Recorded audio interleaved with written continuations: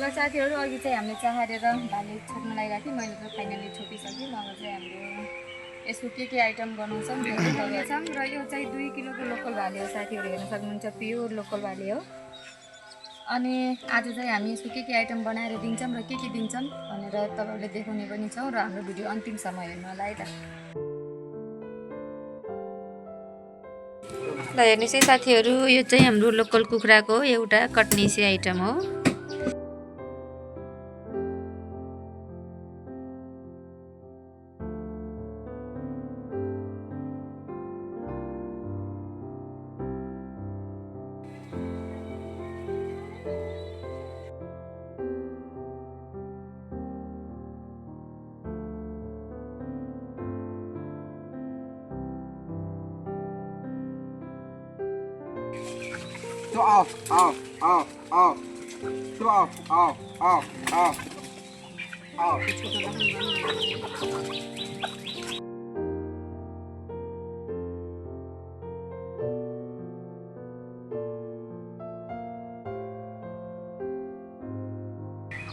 नमस्ते साथीहरू स्वागत छ सबैजनालाई हाम्रो बागवानी होमस्टे युट्युब च्यानलमा आज चाहिँ हाम्रो होमस्टेमा लोकल भाले र कोदोको ढिँडो खान आउँदै हुनुहुन्छ त्यही भएर हामी चाहिँ भाले छोप्दैछौँ यता चाहिँ देख्न सक्नुहुन्छ हाम्रो यति धेरै चल्लाहरू छन्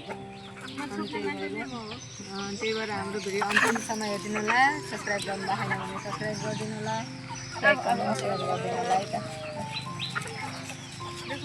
हाम्रो चाहिँ हाम्रो परिवार चाहिँ यता हुनुहुन्छ यसरी खेलिराख्नु भएको दुईजना छानो बसी छिन् अरू चाहिँ तल खोरमा छिन् अनि अरू खरायो चाहिँ यता छ नि एउटा खरायो बाहिर छिन् हामीलाई यिनलाई भोलि छोडिदिन्छौँ भोलि पनि म तपाईँलाई देखाउँछु बारीमा चरेको है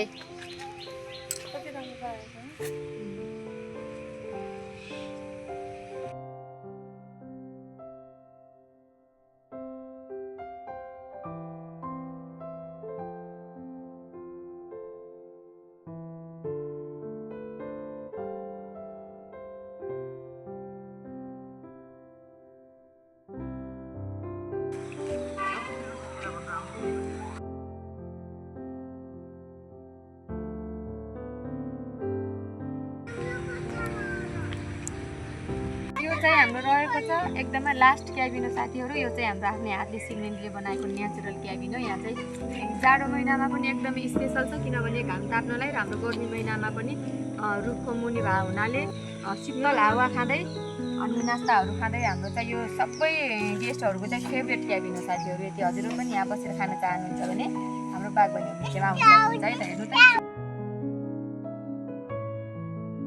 साथीहरू यो चाहिँ हाम्रो माछा पोखरी रहेको छ देख्न सक्नुहुन्छ पोखरीको वरिपरि चाहिँ हाम्रो कोरोना फुलहरू मजाले फुलिरहेको छ अनि साथीहरू बिहान मर्निङ वाक गर्दा चाहिँ हाम्रो यहाँ चाहिँ धेरै चराहरूको आवाज चिरबिर आवाज आउँछ र त्यसको आनन्द नै बेग्लै हुन्छ अनि यदि हजुरहरूलाई खुसी गर्न मनपर्छ भने पोखरीमा चाहिँ पनि व्यवस्था रहेको छ र हजुरले पोखरीको माछा खान चाहनुहुन्छ भने अहिले पोखरीमा भर्खरै माछा पनि राखेका छन् त्यही भएर हाम्रो बागवानी होमस्टेमा आउनु सक्नुहुन्छ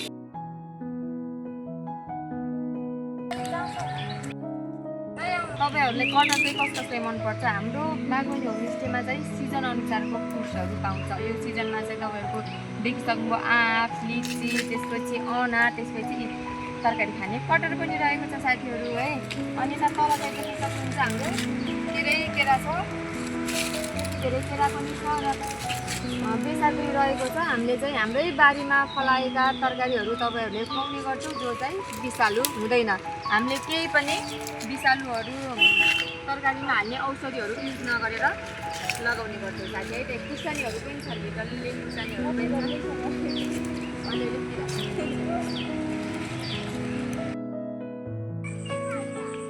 यो चाहिँ हाम्रो होमस्टे हो जो तपाईँहरू आएपछि बस्न सक्नुहुन्छ एकदमै माटोले बनेको नेचुरल घर छ यसमा चाहिँ तपाईँहरूलाई गर्मी दिनमा पनि त्यति धेरै गर्मी हुँदैन र जाडो दिनमा पनि त्यति धेरै चिसो हुँदैन किनभने यो भित्र सबै माटोले बनेको घर छ है त अनि शान्त वातावरण पनि रहेको छ भित्र तपाईँहरू शान्तले बस्न सक्नुहुन्छ यति गाडीहरूको आवाजहरू केही पनि आउँदैन ल साथीहरू है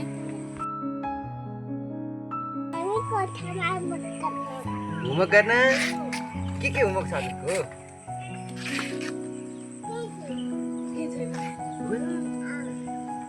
चल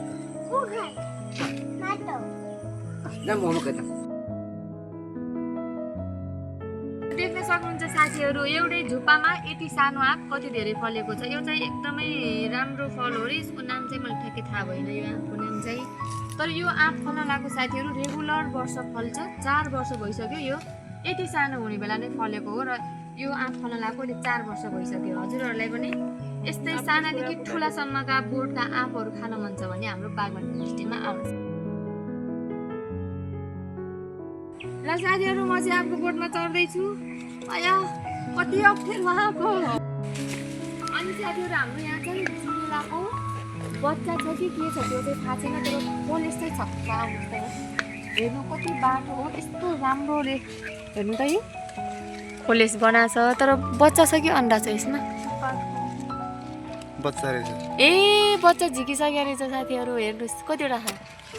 वाउ ए उडाउने गराइसक्नु लागिसकेछ नि त्यो साथीहरू। हाम्रो निलो कटेज हो।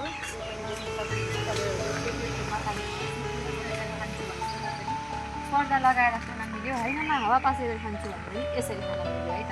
अनि चाहिँ हाम्रो चाहिँ अघिको आँप भने जस्तै हाम्रो यो अम्बा पनि यति सानो यति धेरै फल लगाएको छ। यी देख्न सक्नुहुन्छ। हाम्रो बागवानी होमस्टेमा आउनुभयो भने चाहिँ हजुरले सिजन अनुसार फलफुलको चाहिँ कमी हुने छैन है त।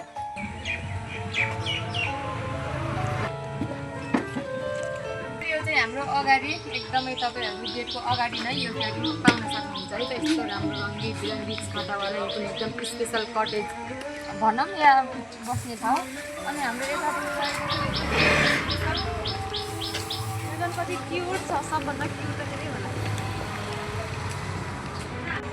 तपाईँहरू चाहिँ एकदम खुल्ला वातावरण शान्त वातावरण र रङ्गी चङ्गी फुलहरूको बिचमा बसेर खान चाहनुहुन्छ भने हाम्रो बागवानी होमस्टेमा सम्झिन सक्नुहुन्छ। र हाम्रोमा चाहिँ साँझ पखीमा क्याम्पको पनि व्यवस्था गरेको छ है त।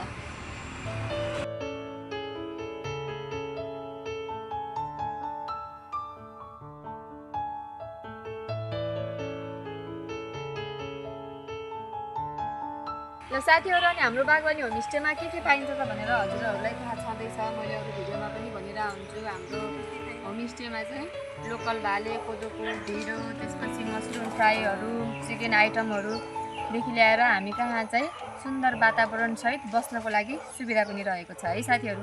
ल साथीहरू आजको भिडियो यति नै। हजुरहरूलाई आजको भिडियो कस्तो लाग्यो जस्तो लाग्यो त्यस्तै कमेन्ट गर्नुहोला र भोलि पनि यस्तै भिडियो ल्याएर आउने नै छु।